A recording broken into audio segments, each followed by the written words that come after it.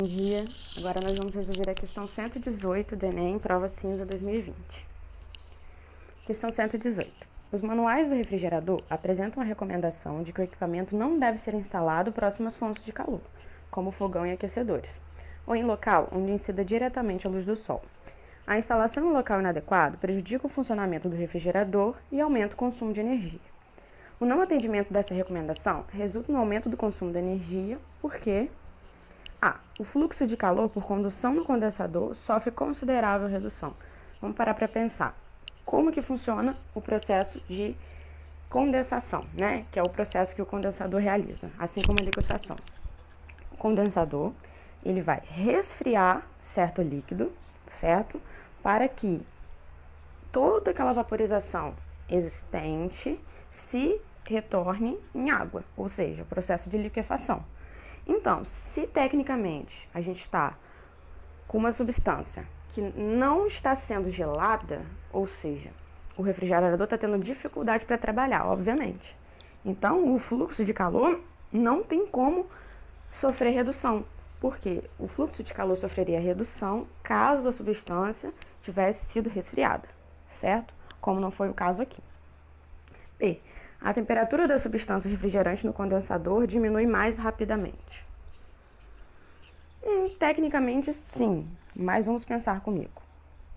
A exposição do refrigerador ao calor não é suficiente para ocorrer o aquecimento dos líquidos que estão dentro dele, mas sim uma dificuldade no processo de resfriamento, ou seja, a tendência é que a temperatura se mantenha, mas não que reduza, ok? O calor não é suficiente para que aqueça, entendeu? O que pode compreender uma confusão aí, justamente seria isso, tá? Não é suficiente para que aqueça, mas é suficiente para que iniba o processo de congelamento ou de gelamento. C. O fluxo de calor promove significativa elevação da temperatura no interior do refrigerador, foi o que eu expliquei.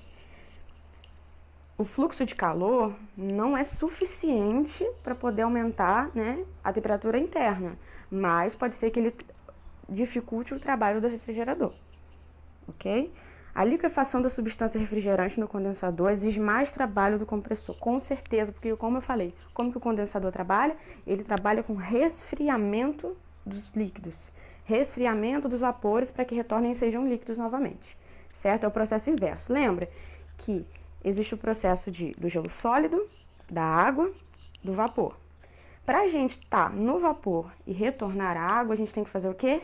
Diminuir a temperatura, entende? Então, esse vai ser o processo. Se a água está muito quente e a gente está com o vapor muito elevado, ele vai ter que gelar um pouco mais para colocar esse vapor em água novamente, tá?